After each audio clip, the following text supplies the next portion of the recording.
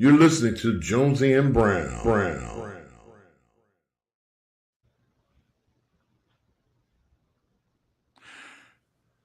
Usually we do this for basketball. But when you have a team going to the Super Bowl, a team getting ready to compete for a championship, you got to break the rules a little bit. You got to do things a little bit differently. And ladies and gentlemen, that is the situation we are in. So it's time to call a family meeting. Welcome to the world famous Jonesy and Brown show. My name is John Brown. That's Mike Jones by my side. And it's a family meeting. So we had to call our cousins, ladies and gentlemen, from the BS line. Roy Burton is here. Ladies and gentlemen, the senior black correspondent for Liberty Ballers, Adio Royster, is here. We got a Super Bowl in 2 weeks, gentlemen. How do you feel? It's rare that I get to come on this show and talk to my cousins and my uncles, and I'm not immediately depressed.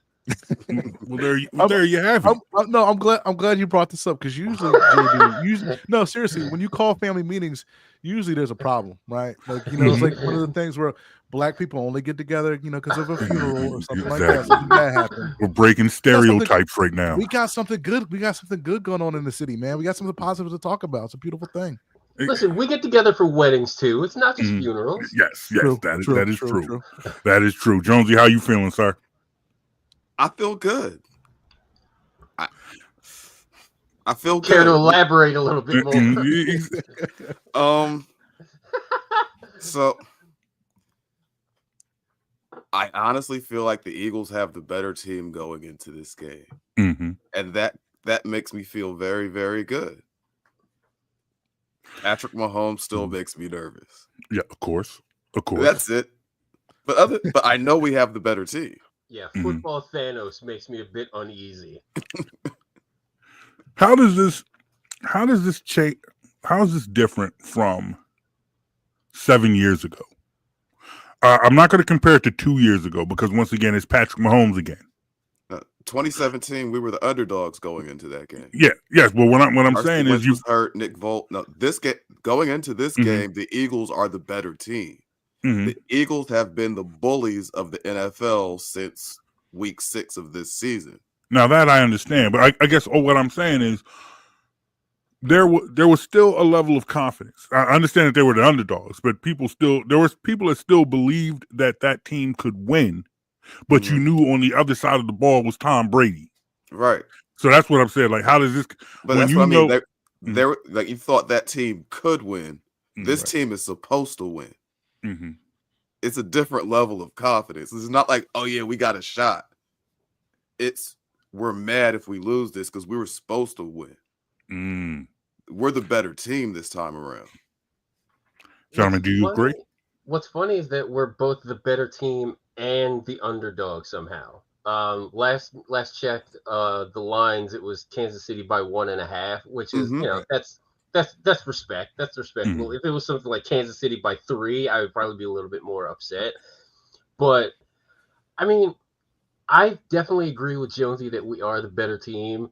I don't know necessarily we should win this game, because again, Patrick Mahomes in the playoffs and in the Super Bowl is a completely different beast. I can't say with full confidence that I am putting hard-earned Benjamins on the Philadelphia Eagles. But that being said, I wouldn't be surprised if this team won. I wouldn't necessarily be upset if they lost, because again, Patrick Mahomes, what the hell are you going to do? But I'm also confident that they could get the job done. I don't think that these teams are as far apart as when they met, for example, like the last time. Like, everybody's a little bit older with experience. The defense is a lot younger. I saw some graphic where like most of the secondary and like Darius Slay was the oldest one at like 34. I think Slay, Gardner Johnson, and Josh Sweat are the only remaining starters from that starting defense from 2 years ago. And Brandon Graham, if he comes back. Gardner Johnson and Josh Sweat are both under 30. They're guys who are in the primes of their career. As last time, that defense, Fletcher Cox, Brandon Graham, who is attempting to come back for this game. Who else was out there? Hargrave. It was an older defense. Bradbury. I was just gonna say, just the fact that we don't have Bradbury this time around, like that's automatically better. Avonte Maddox was in and out of the lineup that year. That was the end of his productive years that year. Yeah, right. And with injuries, that he wasn't the same after he came back the next year. So that is true. Yeah, it's like this defense with Cooper DeJean, Quinyon Mitchell, Zach Bond.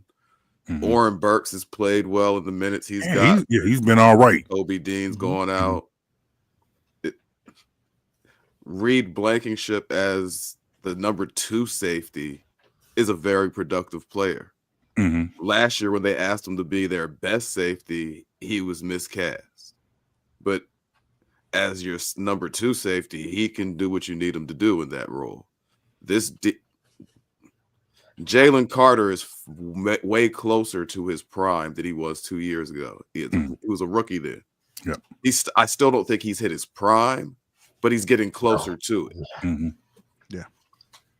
So I have higher expectations going into this game than I did in 22, and definitely than I did in 17 as well. So, gentlemen, with the confidence that you have in this team, just saying that you have confidence that there's an expectation of victory in 2 weeks, does that scare you? No. Yeah, no reason to be scared. I mean, again, you're supposed to, we agree on most levels that this is the better team. Statistically, they're the best defense, the best offensive line I think any of us have seen from any Eagles team. It's the best running game we've seen from any Eagles team ever. I mean, this is a really good football team, and I mean, I know sometimes people kind of get scared when the expectations kind of ratchet up in the preseason, but in the postseason. But I mean, Eagles team is supposed to be here. I mean, it's a good football team, and good football teams take care of business. I mean, it's like we've seen this team, with the exception of that, that insane Commanders game when Jalen Hurts. You got hurt, got the concussion. Like we've seen this team pretty much handle its opponents for the last 3 months, 3+ months, right? So it's like when you see this team play this well, I mean, finish the story. I mean, this is the thing that Fox Sports Radio, where I do a lot of freelance stuff. Like one of our things this week is finish the story, right? Like, there you go. 2 years ago, Okay, Cody Rhodes. Yeah, I know. Calm down. For those of you who are wrestling fans, it has a lot of parallels to the to the Cody Rhodes finishing the story against Roman Reigns. I mean, a couple of years ago, Roman Reigns, was the champion. He's all-time champion, legend, alien like Patrick Mahomes, like unstoppable. On generational run. The Eagles didn't take care of business 2 years ago. Now they come back. Now they're better. Now they're wiser. Now they're more in their prime of their careers. I mean, Jalen Hurts is 26. We got a lot of guys in the prime of their careers and playing all-time football. I mean, now is the time for the Eagles to finish their story. Like they're supposed to. Again, I hate saying they're supposed to win because they're the better team, but they're the better team and the better team. And again, like we don't have any of the issues from a couple years ago being scared of the moment. I mean, they're used to this moment. They're used to playing Patrick Mahomes. This team should, like when the ball kicks off in New Orleans, a week or so from now, I mean, this team should be ready for it, like any other game. Because again, they faced Goliath and almost knocked them out last time. Yeah, no, I agree, and I believe that although this defense there's some youth to this defense, what you expect to see is kind of, I guess, something that Howie built when he put this defense together. You're going to see players that aren't afraid of the moment. This is when, this is when you see the maturation of all those Georgia guys they got in. People who played who played in championship moments. People who are not going to get caught up in the moment because they've been here. They've been there before multiple times. When you look at the young players that they have, the studs on this team, the Jalen Carters, the Jordan Davises, and even Nolan Smith to an extent. Big stats in national championship. Yes. Yep. These are people who have played big time football in big time moments. So hopefully there's an expectation that this moment will not be too big for them, and they'll be able to to back up the other young players who might not have been in this situation. And it's this weird duality, right? Like you look at all the numbers, you look at all the stats, like we're 100% the better team. And then when you look at the run they've had over the last 3 months, and even in the playoffs, they look kind of like scraggly against like Green Bay. But then you've seen they look good against the Green Bay. They look better against the Rams, and then they looked how they look against the freaking Commanders. Dropped a straight double nickel on them dudes, man. To the point where, like, I have like 1 or 2 Lions fans in my life. Don't ask me how or why that happened, college, whatever. But they were just like, honestly, I'm glad we lost to the Commanders because I did not want to get pasted by 60 in my dome. Like, I did not want that to happen. But then there's this weird duality of being like a hard conditioned Philadelphia sports fan where it's just like, we're supposed to win, we're the better team, but damn it, I wouldn't be surprised if the universe screws us somehow and we don't win this game. So, yeah, I get that. I opened the show saying Pat Mahomes still makes me nervous. Yeah. But, JB, remember last season when things were going wrong? What I said, it felt like our defense was missing? Yes. Do you remember that? Yes, I do. I remember it. What did I say our D was? You said this defense lacked violence. Correct. You said this defense was not violent enough. I remember. That moment lives rent free in my head. That moment lives rent free. This year's defense is violent. Yes. Like nobody, like teams, they don't turn the ball over until they play the Eagles, and now they have 4 fumbles and then a couple sacks and a couple interceptions. This defense is different. It makes me madder at Jonathan Gannon for messing things up so Fangio couldn't get here a year earlier. But I was just gonna say, I'm glad he's here and doing what he's doing now. Things tend to change when you have a professional coordinator. Yeah, two professional coordinators. But can I just follow up on Jonesy's point real quick? I don't think it's just the defense. I think it's the offense, especially the offensive line. This team, like, this is a violent team. Like, you see clips. You see the clip of Jordan Mailata mic'd up when he's like blowing the guys up and taking out AJ Brown, and pancaking AJ Brown to block people. This is just a violent team.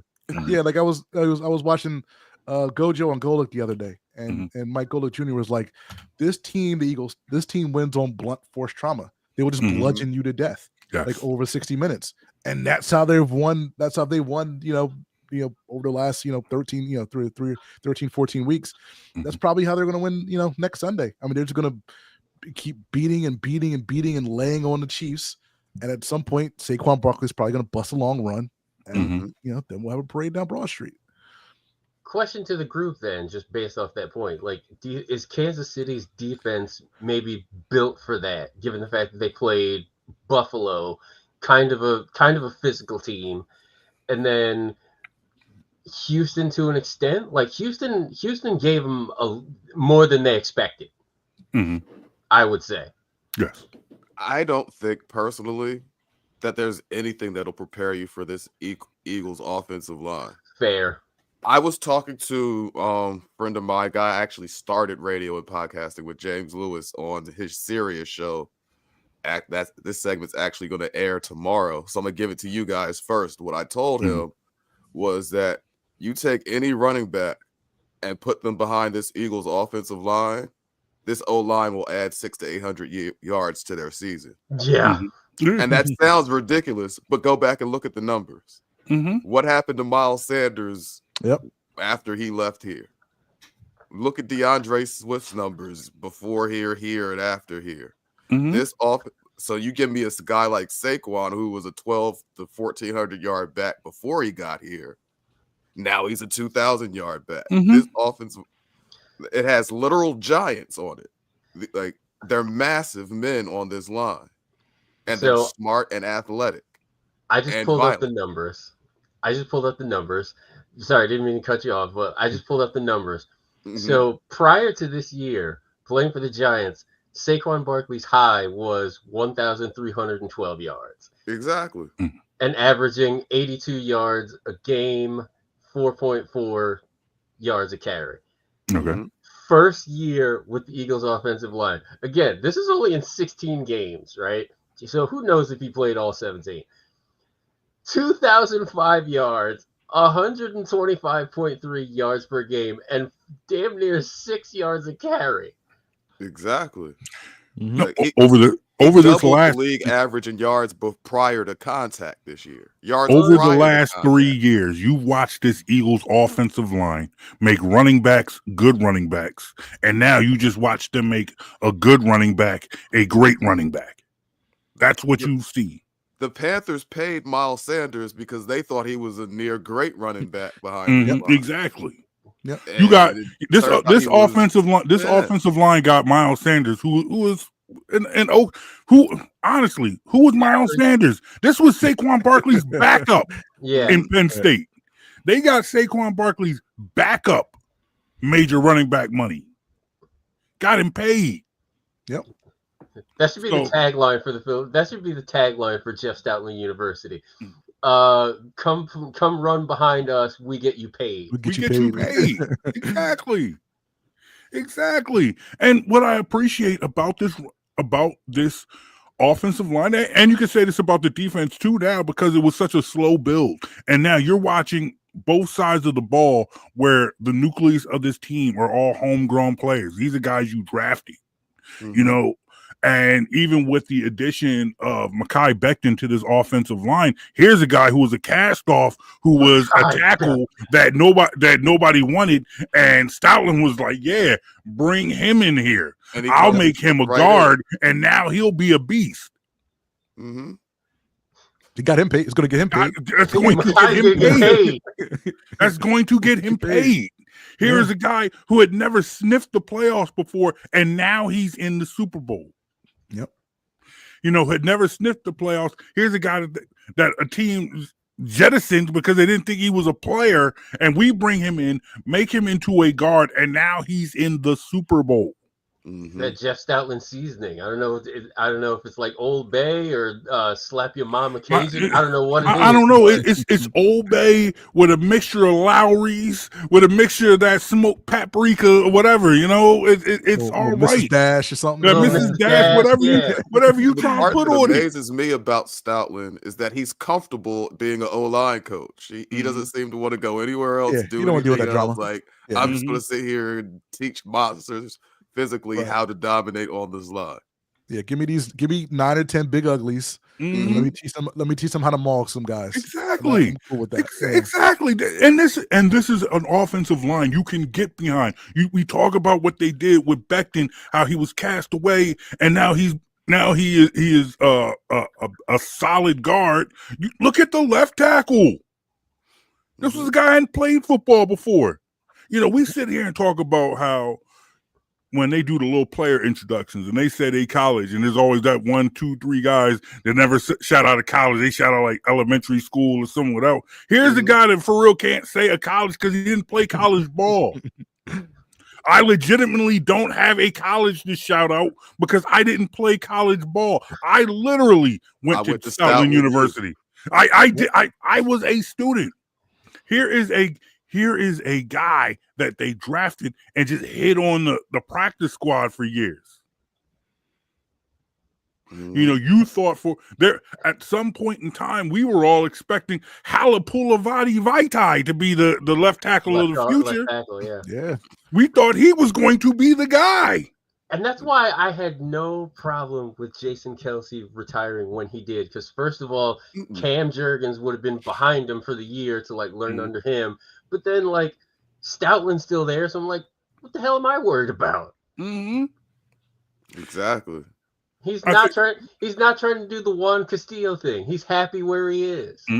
And you mean Stoutland's not going to be the defensive coordinator next year? No, absolutely not. Offensive linemen are historically the one position the Eagles tend to get right. Yep. unless you're drafting firemen. But anyway, Okay, why did you even have to bring that up? That wasn't even This necessary. is not bro. necessary. That wasn't necessary, bro. It's like, I would have been cooler if you had just mentioned like the offensive lineman of like the 80s or whatever, like the guys that played in front of Randall, Why don't you throw out an Antone Davis or somebody, At the time, I understood the thought process. It just didn't work out. That's all. Right. It just didn't work out. But the other thing is, similarly, I think Fangio is at a point in his career where he's happy just being a defensive coordinator. Mhm. Yeah. He's not looking to get back into the head coaching realm either. Mhm. So he could end up being your long-term DC like Jim Johnson was. Mhm. This team is in position to be really, really good now and really, really good for a long time. And notice, like, to that point, like, look, think about it. Like, the way the NFL is moving right now, like, Vic Fangio is probably not getting too many calls to be, like, a head coach after being a defensive coordinator. It's all offensive guys getting these phone calls. That's why Kellen Moore is getting these phone calls. And it's like, okay, get your bag being a defensive coordinator. I mean, Aaron Glenn aside, obviously, but, you know, we don't need to waste time talking about the Jets' mistakes. Yeah, but I also think, to your point about Fangio, he kind of painted himself into a corner. I think honestly, he is good where he is, and he has found a situation where he has a team that has, that literally and figuratively has some dogs on it. It's a big Fangio team defense, 1,000%. But exactly. I think what might work against Fangio as a head coach or whatever is what happened in Miami, where he clashed also with his prior experience as a head coach is working against in Chicago. Yep. So which is that's what I mean. I think he's at a point now where he's been there, done that, tried it. This is my sweet spot as a DC. Yes, and we'll take it. And he don't have to go nowhere. This man is poised to go out like a legend. Go out. He's working himself into Jim Johnson territory. And Roy, you could also, like Roy in the group, like you could almost kind of say that about Brian Flores too in Minnesota. Like, why would you try to be like a head coach somewhere? Like, just run the show in Minnesota, get your bag as the Vikings defensive coordinator. You got Kevin O'Connell helping you out with the offense. You don't have to do a thing about that. You can concentrate on your half of the field, and like that's it. Exactly. I was going to say the same thing about Spags. I mean, Spags is probably in the same boat. I mean, yeah, hitched his wagon to Andy Reid. He found his offensive guy, and he's good to go. He's good. Like, maybe if Andy retires in 5 years, maybe he just takes that job. But otherwise, why leave that? Why leave that situation? And I think that's where I think that's a lot of like failure as far as like how coaches progress, where it's just like the grass ain't always greener on the other side, right? Especially if you go from like a winning culture to like for example, I guess Steichen would be the most recent example. He's had like average success with Indianapolis, and they still haven't gotten the quarterback right. John Gannon in Arizona, I've been saying for at least 2 years now that the Cardinals need to just move off Kyler Murray. I think that ship has sailed.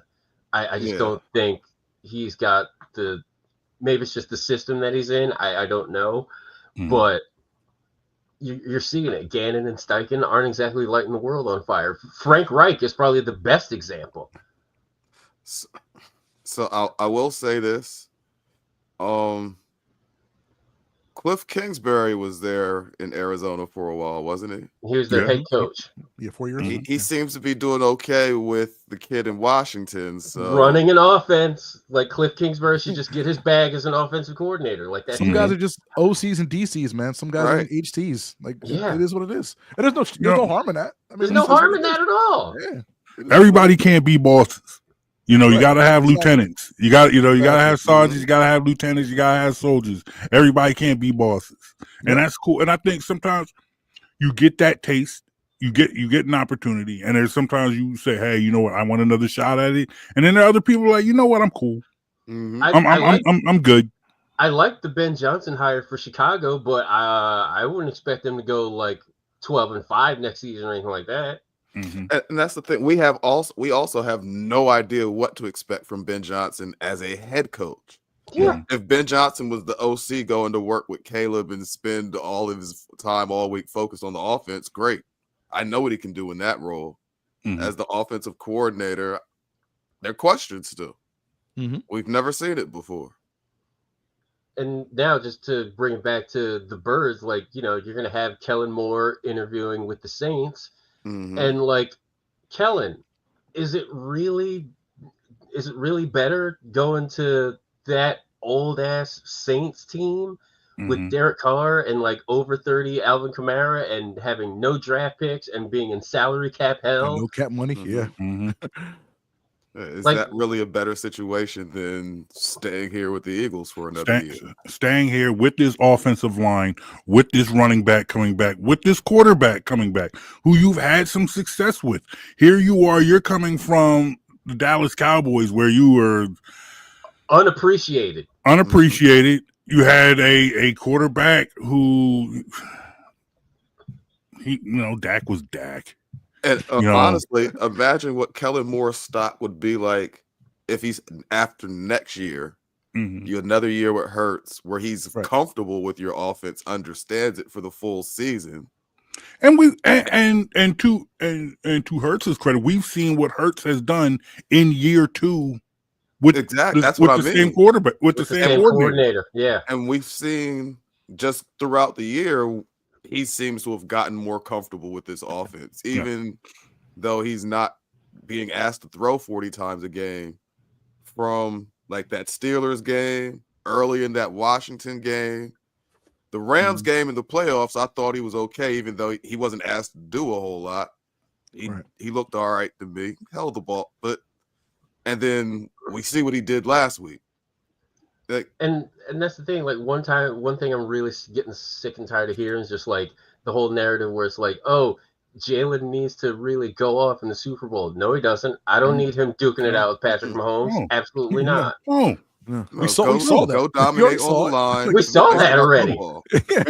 We know he can go toe to toe with Mahomes. Yeah, I just want them to go dominate offensive line, dominate the defensive line, cause a couple turnovers, and play smart football. exactly. And let's Jalen, just be a game manager and just let the rest of your teammates bludgeon the absolute hell out of both sides of the Chiefs. and Now, let's talk about that part. There Let's, to be made, make it, but you don't got to go be the hero in this game. Exactly. And that goes to something that you and I, Jonesy, we talked about last week, because a lot of what we are seeing in the build up to this game, to this Super Bowl, I feel like we see a lot of narratives, and it's like there's narratives and then there's the truth. You and I, we talked about it. Whereas people are saying, oh, this, offense can't be like this another week. You can't do it like this. You can't win like this.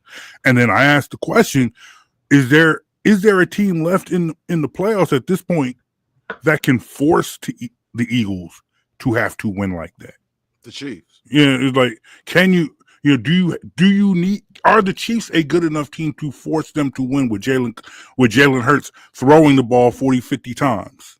They have this offensive line. They have Saquon Barkley. I don't think anybody can force us to throw 50 times. Mm-hmm.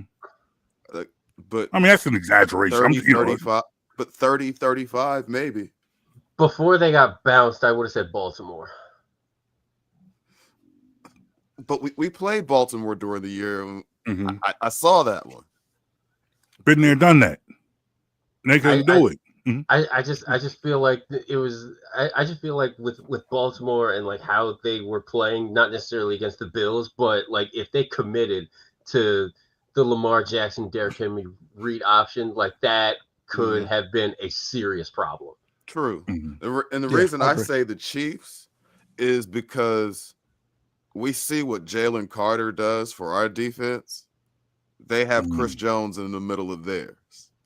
That can disrupt your offense. You want to go with the power run game. He can disrupt that, force you to have to put the ball in the air more.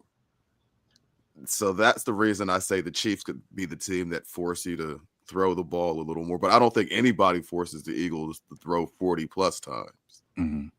they might make you get it to 30, 35 range. So what's the number for Jalen? How many attempts is too many? I don't want to see him over 30. I was gonna say 25. Yeah, 25 is my comfort zone. Yeah. Depending on how the game goes, I don't want to see it over 30.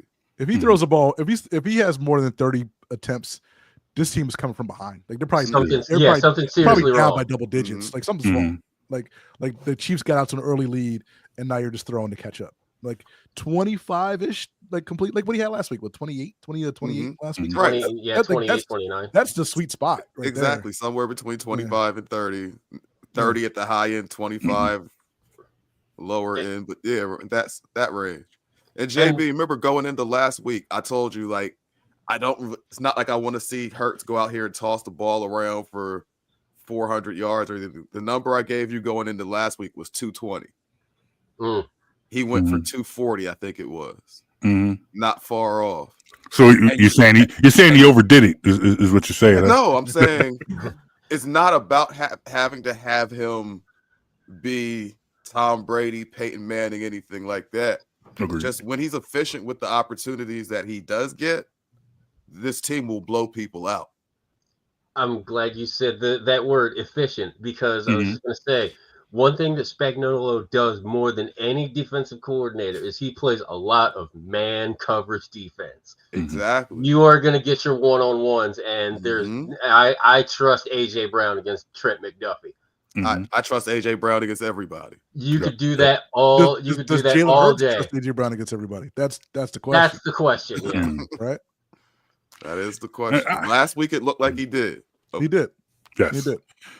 There you go. So look, you give him that man coverage. You give him AJ Brown. You give AJ Brown whatever book he needs to read on the sideline.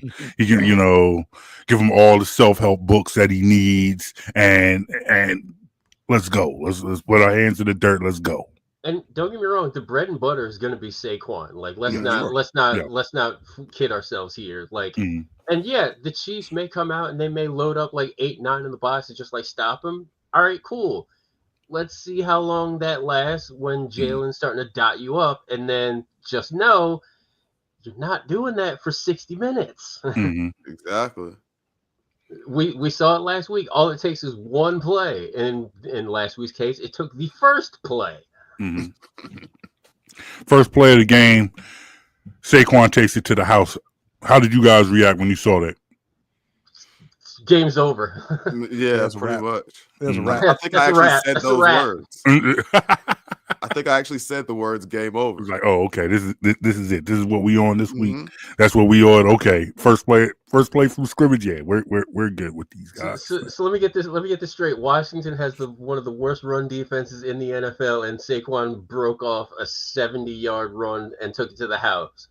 All right, well, this game is over. I can just go off and I just get ready for the Bills-Chiefs game. Okay. Thanks for the early afternoon, fellas. Appreciate it. Yeah, we go. Anxiety I had about that game was gone after that. Gone. We have a conference championship game, and however you want to call it, over the last 20-some years, we've seen a lot of conference championship games.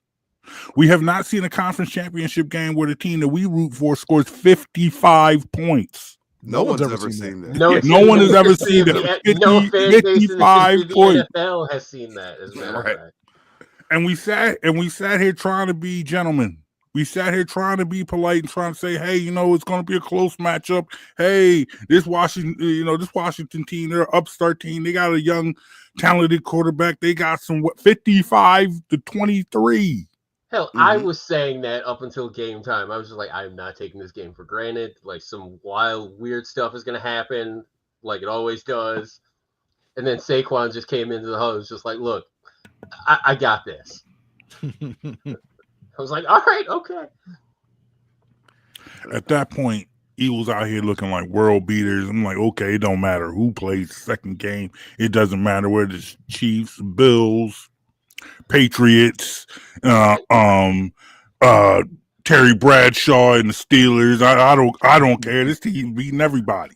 But at the same time, I'm not looking forward to having to face Jaden Daniels twice a year for the next 10 Oh yeah, years. nah, he's Nor He am is I. he is Especially going to especially with 90+ million in cap room. he is going to get his lick back, Mm-hmm. and we just got to be ready for that. Yeah. If anything, that just says, all right, let's get our ring, let's get our Let's championship get ours now. now. So if this Good now. so Good now. if this man does become the best quarterback in this division, we could say, hey, we got our championship while he was there. He saw us raise our ring, we good or whatever. And then Cool. Can I say something that's going to sound crazy? What's up? Well, it would have sounded crazy 2 years ago, but now it seems very reasonable. I do expect Washington to be a threat for the next many years to come, At least 5. but I also feel comfortable knowing that Howie Roseman's the one putting the Eagles together. Mm-hmm. Yeah. Sure. He may be the best GM in the league right now. He keeps doing it, man. He does it over and over. It doesn't make sense, man. Mm-hmm. And with Roseman, go ahead, John. Roy, sorry. No, I'm just saying, usually, you have a Super Bowl run and this team gets dismantled, you don't come back. You don't like the same GM doesn't come back and rebuild a team. And what he did this offseason, I mean, you guys saw what was it, we got 2 defensive player of the year rookie defensive player of the year finalists. We got obviously a defensive player of the year finalist in Zach Bond. We got an MVP candidate in Saquon Barkley. We got an assistant coach of the year finalist in Vic Fangio. None of those guys were here last year. Right. None of them. Not a one. Not a single one. And now they're all top 3, top 4, at their respective positions and rookies and things like that. It's unbelievable, man. Like I can't think of. I don't know if it's happened in Philadelphia history. I can't think of another GM run like Howie Roseman. Again, when you had a Super Bowl team, for whatever reason, coach, whatever, fell apart, but then you were able to build it back up again in 5, 6, 7 years and have another dominant, a dominant run. This is unprecedented. I think his ability to maintain the temperature of this team and to keep a finger on the temperature of this team has been amazing. Because when you look at it, this at the start of the Sirianni era, this was a team in rebuild. Mm-hmm. We were getting rid of a Super Bowl winning coach and we were starting over. And at the time you had a record cap hit for Carson Wentz. I was going to say got rid of a quarterback and a coach. Mm-hmm. Yeah. So you weren't just built starting over. You were starting over with then record dead money. Mm-hmm. And you look at that, and just from the fact that Jonesy, you and I, we actually had a show during this time, and we were out here calling for the coach's job. The coach was out here talking about letting flowers bloom or something, and we was like, who the hell is this guy? We need to get him up out of here. I mean, people were calling for his job as recently as week 4. Yep. Well, you mean week 4 this season? Of this season. Oh, yeah. What are you talking about, people? You and I. We people. But think about it, though. Like, the Dallas Cowboys this season didn't sign Derrick Henry, who wanted to play there because they said they go there. Because they said they couldn't afford them. The Cincinnati Bengals are likely about to lose T. Higgins because they paid the quarterback and 1 wide receiver. Howie Roseman's paid a quarterback, a tight end, almost his entire offensive line, 2 wide receivers, a running back. You have a veteran corner, a veteran safety. All these guys on veteran contracts, and they're happy.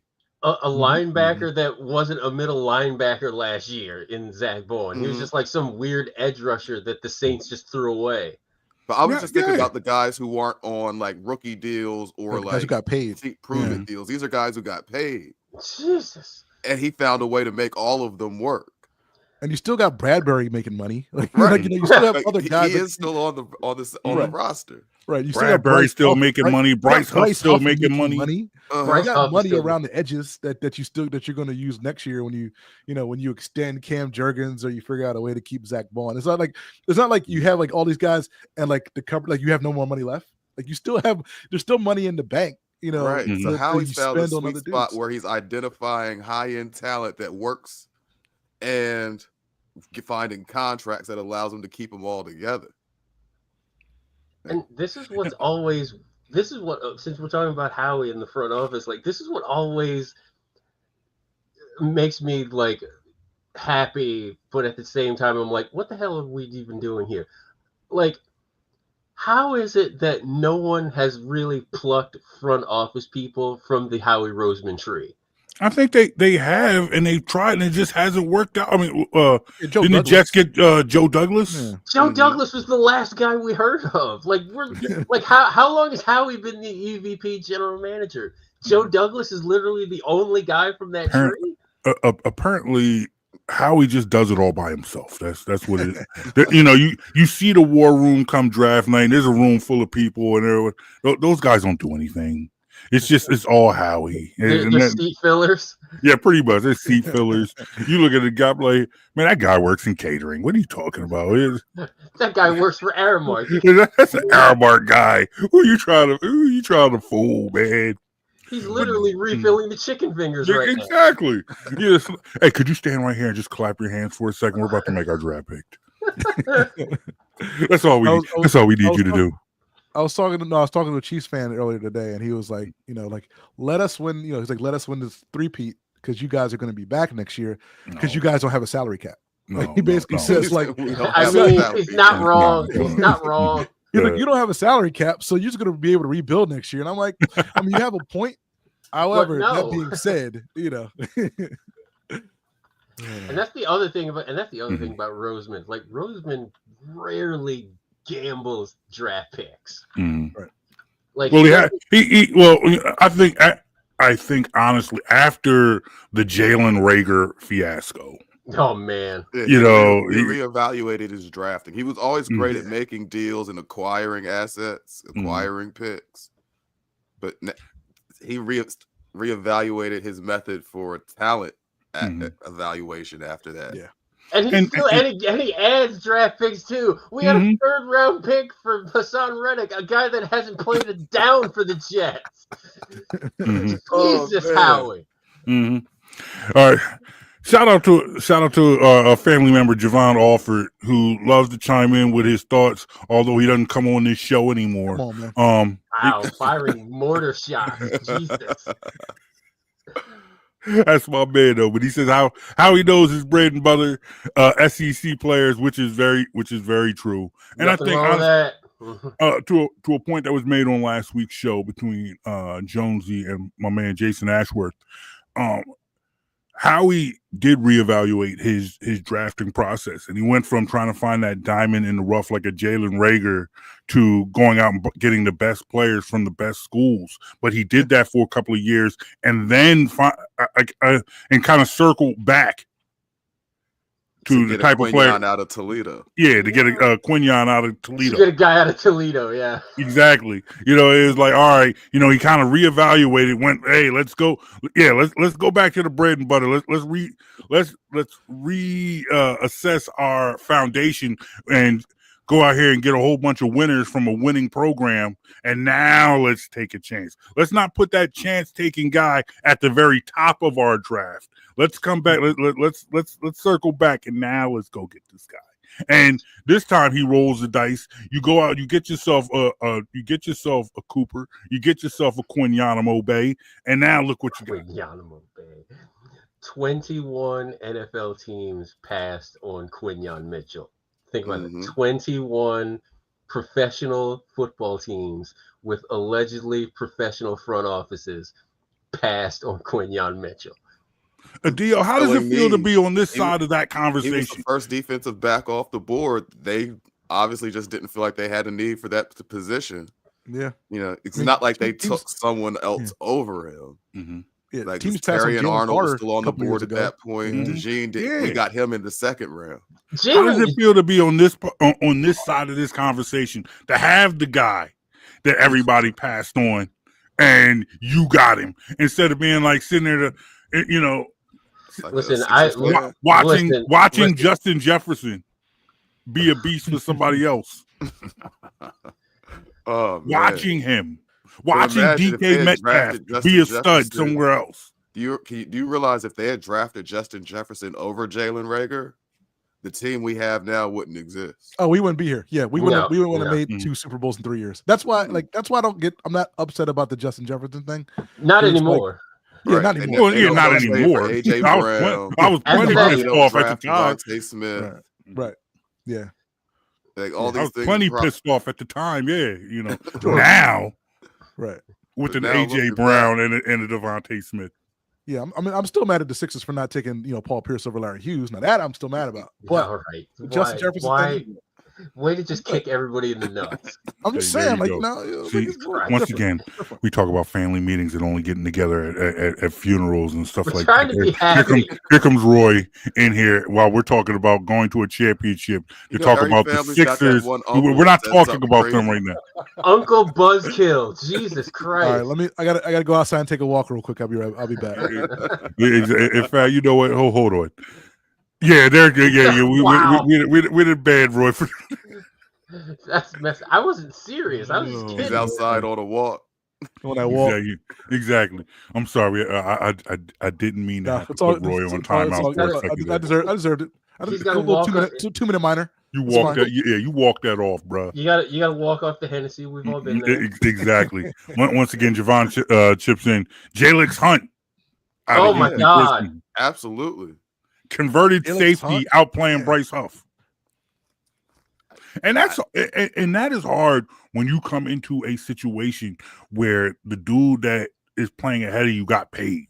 They're going to give that guy that got paid every opportunity to earn that money. So when you come in there and you make it into a situation where you're like, you don't mind the fact, like, yes, Bryce Huff's play bothered you, but it doesn't bother you that much because he's being outplayed. Like there was not stepped his game up this year. Yes. Jalix Hunt, who wasn't expected to play much at all, has shown himself well within his opportunities. Milton Williams on the interior of that defensive line is having a career year. I said this. I said this at the championship game party. I know how it sounds right away, but like I just love the fact that like the Eagles, we have a defensive tackle, big boy, fine brother named Milton. There you go. I don't know why I found that funny, but damn it, it just feels all right, it just man. feels right. When your team has a Milton, you're gonna be all right. When your squad, when you can find room on your squad for a Milton, you're going to be just fine. You got to be a defense tackle Milton. Like you can't be like a cornerback Milton. Like you can't be a wideout named Milton. No, wide out Milton. No, you got to be a big burly lineman. You got to be the biggest dude. You got to be the guy in the cafeteria throwing people around. Exactly. Yep. You got to be the dude in the cafeteria taking up 2 seats, asking somebody for their extra Jello cup. That's what you got to be. That's what you got to be. If your name is Milton, just be expected to pay for 2 seats on an airline. Exactly. Adil, you talked about watching the conference championship at a party. What are you guys doing for the Super Bowl? So the degenerate clan, as I like to call us, we are getting together at Greg's house. I think you've met Greg, know Greg, seen him around. So yeah, we're doing that, and typical potluck fare. Because the Super Bowl is in New Orleans, I'm going to be doing both gumbo and jambalaya. Oh, nice. Just because why the hell not? Okay. I do not have the strength for a Cajun seafood boil. If you guys are listening, I'm sorry, I do not have the strength to do one of those right now. What? You're not gonna get your Chef J-Vu on? No, God no. It's platinum. And the fact I have an Instapot now, so I'll be making them both, and I can just get it done like an hour before the game, and just like head on down, just like not waste any time. Nice. Roy, what about you, sir? So a few weeks ago, maybe a month or 2 ago, I got this email about these. I don't know if you guys saw the Verizon Fan Fest that they're doing at every stadium. Yeah. So every NFL stadium is having these, basically Super Bowl watch parties. So I signed up for it weeks ago, just like, hey, Super Bowl party, whatever, Eagles in it, Eagles not, whatever, So I got the tickets. I was able to get the tickets to the Fan Fest, and now, the Eagles are in the game, so it's like, all right, so we're having an actual Super Bowl party at the link for the Eagles. So I'm gonna head down to the link for that. Hopefully, it doesn't get too crazy. I gotta figure out an exit strategy to get home. If it kind of gets crazy after the game, but yeah, that's my plan for next Sunday. Jonesy, what about you, sir? I'm probably gonna keep it pretty low key in the house. Couple people. I like to be able to actually watch the game. Yeah. So the big crowd, as much as you like the energy, you can't watch the game if the crowd's too big. Mm-hmm. So you're saying you don't want to be like Roy and like be down at the stadium and have to exit like like a CIA extraction? Because that's what you're gonna need. You're gonna need a Black Hawk. Opposite of that. I got to plan. I've already looked at the maps. I'm like, where do I park? How do I hop on the nearest expressway? Like you gotta figure these things out. If you're at home, you get whatever, you get your bottle of Hennessy, you get two people. You can hear Tom Brady. I mean, like you get your own thing going. You lost the last part. Because exactly, that's what I'm looking forward to. I'm looking forward to that Tom Brady call of the game. Can't wait for that. Woo! Oh man. He's the next Madden. No, he's as exciting as plain old Wonder Bread. I'm probably going to keep it low key as well. It's going to be probably this year. It's going to just be me and the family. I do have a formula. Usually for big games, big Eagles games, I watch them with church people because I feel like that's just the safest people to watch it with. Yeah. Pack your room full of ministers and reverends and pastors. At least 3 different congregations of people. So, but this year is just going to be the fam. Just right here in the man cave. And we have enough TVs in our house where if you have to change the juju, it's not working. All right, look, I'm gonna leave the fam here, and I'm gonna go upstairs to the living room and watch it in that room. And if that doesn't work, I'll go upstairs to my bedroom, and then maybe I might just go down to Xfinity Lot or whatever. And Brown, like you talked about this, and you brought up the word safety, and like I kind of talked about this beforehand, like before we came on, and it's that concept of safety. And I just want to tell a quick story, like real quick, about the championship game. They won, and then like the Degenerate Clan, they all rushed Broad Street, and I was just like, you know what? I think it's probably just better if I just take my butt home this time. Yeah. Because, and like, don't get me wrong, not everybody's like this. And I'm not saying everybody in the city of Philadelphia is like this, but it's the simple fact that I just didn't feel safe given the current socio-political climate out there right now. And I had a friend that was like visibly upset that I kind of felt that way, but she understood, and I'm happy that she did. But it's just the simple fact that that train ride home from celebrating the craziness when I'm by myself, and the fact that it only ever takes one idiot to do something. Yeah. Man, that's maturity right there. That's nothing but maturity with a mixture of old. You've gotten older now. That's wiser, that's wiser. You're older, you're wiser, and now you've actually seen it a couple of times. And again, this is like, this is no slight on the city of Philadelphia. I understand that like not everybody is like this, but I have people that I have to take care of, and people that I love, and like they want me to come home safe. So like I'll probably go straight home after the Super Bowl too, win or lose. If there's a parade, knock on all the wood, like I'm maybe 5% possibly going. That's 5% more than me. 5%, exactly. Like, you got my 5% right there. Yeah. If knock on whatever this desk is made out of. Sounds like wood. Yeah, it sounds like wood. if there is a parade, they won't see me. I've got my little pictures from the first one from 7 years ago, and you'll probably be working. Yeah, I'll definitely be working, and there's absolutely. You see what you just did? That is what they'll do to me if I try to request off for the parade. They will literally laugh at me. They will laugh at you, yeah. So you can go to the parade, but you're going to be somebody's cameraman. No, I'm not even going to be able to leave the building. They're going to be like, nah, you're going to stay right here in the studio, and we'll be here all day. What exactly? Wall to wall coverage. Yes, exactly. I'll be up there. I'll be the one sitting there trying to feed lyrics to Alex Holly when she's trying to recite Too Short. Oh man! By the way, my kids are so proud of me. My daughter was so proud of me that I knew the words to blow the whistle out. Yes. Yo, man, can I just say how amazing it is? That is like the unofficial like win anthem. See, we didn't have a song 2 years ago, right? Dreams and Nightmares, I guess. No. 2 years ago. 2 years ago was I Want to Rock.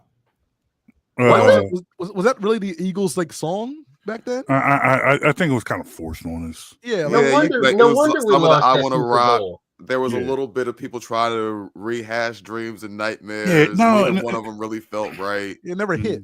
Yeah, we got a song now. That's why. No wonder we lost that Super Bowl. Yeah, right, no wonder we lost that Super Bowl. We didn't have a musical identity. Exactly. Right. And this would and I feel like I've come full circle, because at first I'm sitting there thinking, I'm like, well, it's like Blow the Whistle becomes a song because of Gilly, and I'm like, shout out to Gilly the Kid, by the way. I'm like, Gilly, you rap. Why are you bringing in an Oakland dude song to be ours? I was sitting it. I'm fighting it at first, but I've been worn down, and now I am a believer. I am converted. I am cool. Bring it on.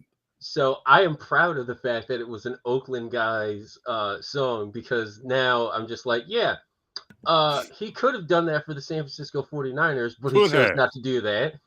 He could have done that for the Oakland Raiders, but that's not a thing anymore. Mm-hmm. So he was homeless, which is fine. And then Gilly brought Too Short to Philly. He brought him to Philly. Yeah. And I want to say, I love this team. I love this team so much. I saw a video today of Gilly telling the old dude from across the street with the broom that they're going to the Super Bowl together, and just watching his general reaction, like of just like pure shock, and just like for real. It to me, I felt like I saw like the culmination of him deciding, when you see this dude across the street, I have to imagine when you see this dude moving in, and you might have your questions, you might have your reservations, and then you see after every Eagles game this guy and his friend in a bird costume dancing in the driveway. In the driveway, and this man decided he made a business decision. He could have turned around and went back into his house. Let it happen. But first he says, "I'm gonna let it happen," and then he said, "You know what? Why not? Hey, honey, give me the broom. I'm gonna go across the street, and I'm going to join in." And the fact that decision has now taken this man to the Super Bowl, that's all right with me. That's you know what? That is a feel good story to me. I love it. Give me more of that. I need more of that. Because I don't know if any of my neighbors would do that if I decided to just start dancing in the driveway after an Eagles win. I think that is the perfect metaphor for this team now versus the last Super Bowl run against Kansas City. It just feels like these guys are having a hell of a lot of fun. Yes, yes. It doesn't feel like work to them. No, you're absolutely right. This does feel like fun. You look at guys and they're having fun, and I think that kind of pushes against what we've talked about earlier about narratives. Right. You see how this team gets along. You see how this team interacts with each other. You see how this team pulls for one another. That's why when people are, I can't remember one of the Talking Head shows was talking about working against distractions, and I'm sitting there watching, and I'm like, what distractions? Who's distracted? All of the distractions, all of the pressure, all of the everything is on Kansas City. Mahomes' place in the like GOAT conversation. The 3P. Andy Reid passing Bill Belichick. Everything is on Kansas City. The only distraction we have is maybe Kellen Moore might get hired by New Orleans. That is all we got. I'll take and I'll take it. You know, it's like, all right, it's house money without playing with house money. It's house money with expectations to win. You know, it's like you said, it's like not, you can say nothing to lose or whatever, however you want to put it.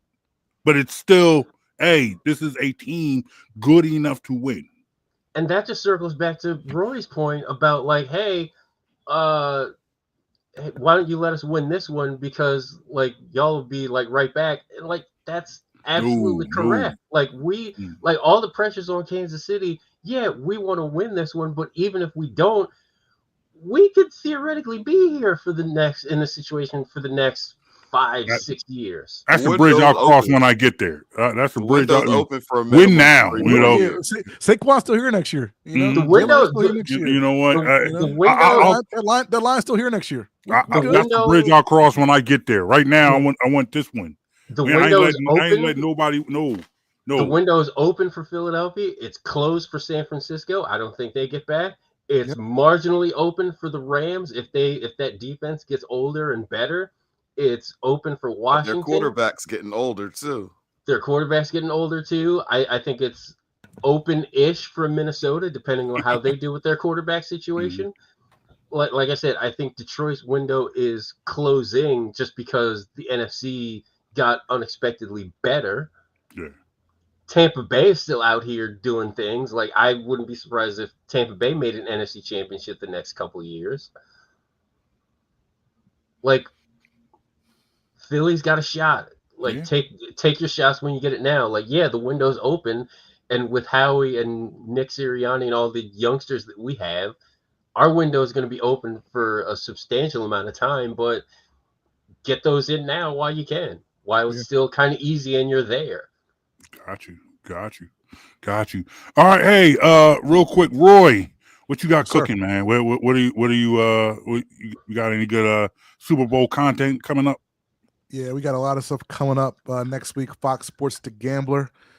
So again, check us out. Again, I think we're doing a couple live shows next week in the city. So check out Fox Sports The Gambler on Twitter. Check us out on Fox Sports The Gambler on iHeartRadio. A lot of live stuff coming up. So I know Friday night, I think we have a live show on maybe Tuesday.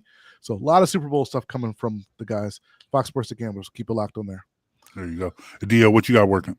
LibertyBallers.com if you want to just go onto a website and be completely depressed about Philadelphia sports. I will say Greg Frank actually wrote something yesterday which was a little bit eye-opening. The title just said, like, is the Sixers trade deadline strategy still unclear? I would say yes, just because I don't really know how the heck they can improve, especially if there's just no cohesion in this group, and if they have to decide if they really want to go for a first round knockout, or if they're just like, you know what, screw it, let's shut it down, let's make sure we get our top 6 pick from Oklahoma City back, and then just like see what we can do. Because I've seen that this draft is actually going to be pretty legit, even past Cooper Flag. There you go, Jonesy. What you got, man? We just started talking about basketball, and I got depressed, man. I'm sorry. He asked me what I was up to. Classes are going well, I guess. Oh man, hey, I got a bunch of ideas. Hopefully, I'll put out some work next week, getting ready for this Super Bowl. I don't know. you know, in my head, there's just I'm just gonna flood the market with all types of content. It's all in my head right now. It's the time. Yeah, it is. People starving. Yeah, it is. Am I the only one that feels like someone should have been able to see this coming with the Sixers? yeah.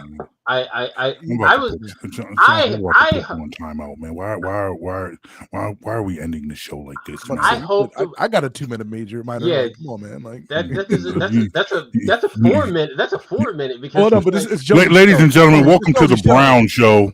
You know, his name's on the marquee. Exactly. I didn't. I honestly, I didn't want to have to do that.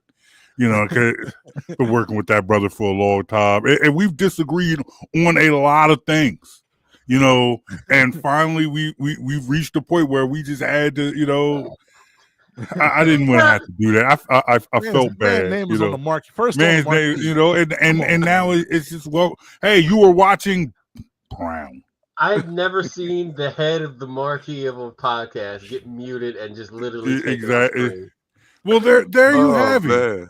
There you have it. You could say you two brothers could say, "Hey, I saw the end of Jonesy and Brown. I was there. I was on the show. I've watched the mega powers break up. Exactly, man. I'm actually pretty sure I deserved it. Exactly. You know what? I didn't want to do it, but it is what it is. Gentlemen, thank you though. Thank you. We got a whole another week to prepare for a Super Bowl. So, you know, that means we could have another family meeting in the next couple of weeks.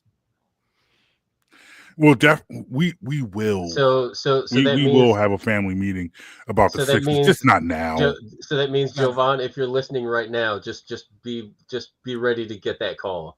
Exactly. Well, he gets the call all the time. You know, he ain't ready for it. He never shows up. He don't show he just doesn't. There was always a cousin who never shows up. There's always a cousin. There's always a cousin that doesn't show up. Yeah, exactly.